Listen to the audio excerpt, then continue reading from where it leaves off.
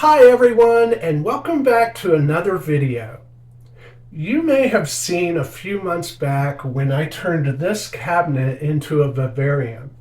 And so far there's been no one living in it. I've just been using it as a temporary place to put animals when I need to clean enclosures and do stuff like that. But right now there is someone very special inside here. Ordinarily, if I get a new reptile, I'm not going to do that in an impulsive way. I'm going to put a lot of thought and planning into it. And I would probably be very choosy and look for a very good breeder. And as much as I appreciate anyone who rescues and takes care of animals that need help, that's not usually me.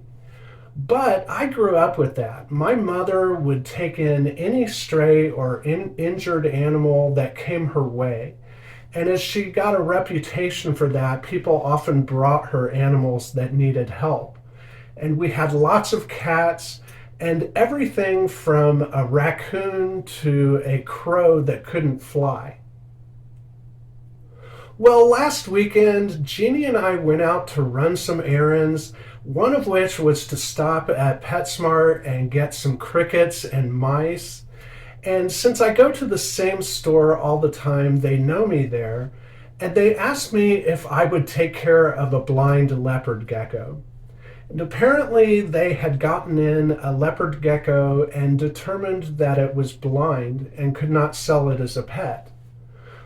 But they knew that this leopard gecko needed a home, and they knew that I would be well equipped to take care of it.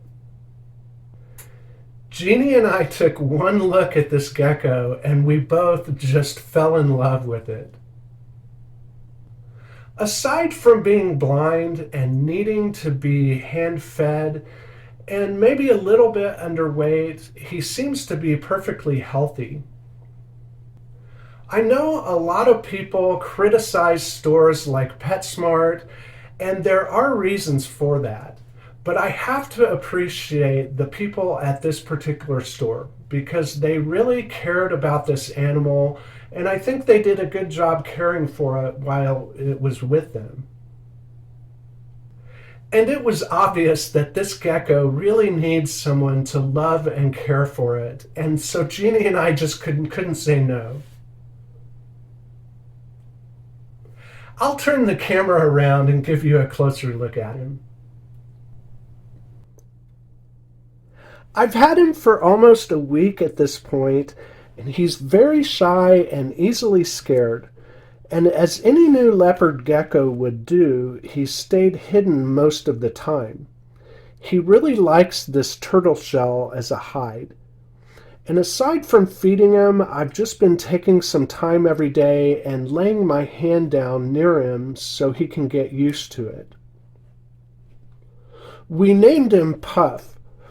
He's really a beautiful gecko, mostly white with a little bit of yellow, obviously some type of albino. He looks a lot like a blizzard morph, but considering where he came from, a large reptile wholesaler, he could also be a genetic fruit salad at the same time. And I suppose this could have had something to do with his blindness. There is a debate as to whether or not albino leopard geckos might be prone to congenital blindness. But the more I research it, the more I learn that this is something that science just doesn't know yet. Although it does seem like more albino leopard geckos have problems with blindness or poor eyesight than their normal wild-type brothers and sisters. So it seems like a correlation there could make sense. But aside from the blindness or poor eyesight being a congenital problem, there are a number of reasons why a leopard gecko could become blind. Most of those reasons are a result of poor husbandry that results in shedding problems or unsanitary conditions that can cause infections and disease. I've examined Puff's eyes as closely as I can, and I don't see any signs of injury or illness. although they are very dark, almost solid black. Now, there is a leopard gecko morph called an eclipse, which is known for its very dark eyes, and that gene is most often found in the different types of albino leopard geckos. It doesn't really make any difference to me what morph he is. All I know is that he's adorable. The more time I spend with this gecko, the more I'll get to know him. But my first impressions are that he's not 100% blind, but he's mostly blind. I'm really very used to how my other leopard gecko, Laverne, behaves, and she definitely reacts to visual stimuli in certain predictable ways, following my hands if I move them in front of her, watching me if I'm doing something near her enclosure, or if I lay my hand down in her enclosure, she comes running to it at once. And she has a keen ability for hunting down crickets.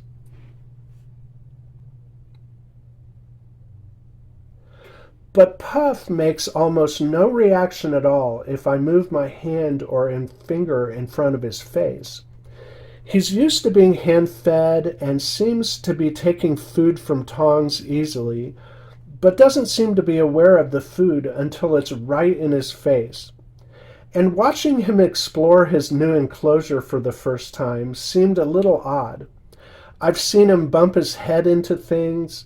He gets around fine, but just seems to be moving around while keeping his face forward the whole time. It's hard to describe, but he doesn't seem to turn his head in different directions to look around before deciding which direction to go or what to check out next. It's like he's moving around but staring into space at the same time. Puff seems to be liking this cabinet vivarium. He likes to climb up onto this ledge on the background and bask. But I think it will probably be a temporary home for him. Eventually he's going to move into my corn snake pumpkins enclosure. And I don't want to give away too much right now, but I'm currently working on a really excellent upgrade for both my corn snake pumpkin and Jerry, my ball python. That's turned out to be a lot of work and time consuming, but you'll be able to see that video in the near future. Needing to hand feed this gecko 100% of the time means that he and I will be spending a lot of time together, and I'm sure that means we'll also get very attached to each other. I probably need to be doing more research to find out if there are other special needs or considerations that blindness might bring with it. I think a more simple setup might be best for him. And I don't know if Puff's blindness will add any challenges when it comes to taming or socializing. That's just something that he and I will have to take our time on and figure out together.